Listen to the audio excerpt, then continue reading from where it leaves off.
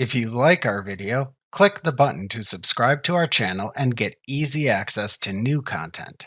To see our full suite of ad-free video courses, instruction manuals, and quick reference guides, visit us at www.teachucomp.com. QuickBooks Online Plus gives you up to 5 free users before charging for additional user licenses. Users can have different access levels to company data.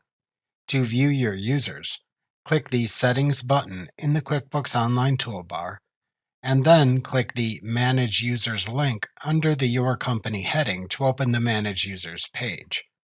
There are two tabs within this page, named Users and Accounting Firms. The Users tab shows each user's information. For new companies, only the primary admin user initially appears.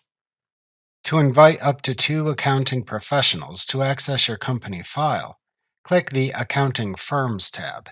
Any accountants you invite are automatically assigned company admin access to let them work with the company data. To invite an accountant, enter their email address, and then click the Invite button on this tab to send them an email invitation. The email contains a link that lets them create a user ID to access your company data. Any accounting professional you invite must have a valid email address, as you can only invite users to QuickBooks Online by email. To create and manage your regular users, click the Users tab at the top of the page. To add a new user, click the Add User button above the user list to show an Add User screen. Enter the user's first and last names into the first name and last name fields. Then enter the user's email address, which becomes their user ID, into the email field. Then select the user's role in the company file, which determines which parts of the company file they can access and what activities they can perform from the Roles dropdown. A summary of the selected role then appears below the dropdown, and all the explicit permissions granted or denied to the selected role appear below that in collapsible and expandable sections under the View All Permissions link.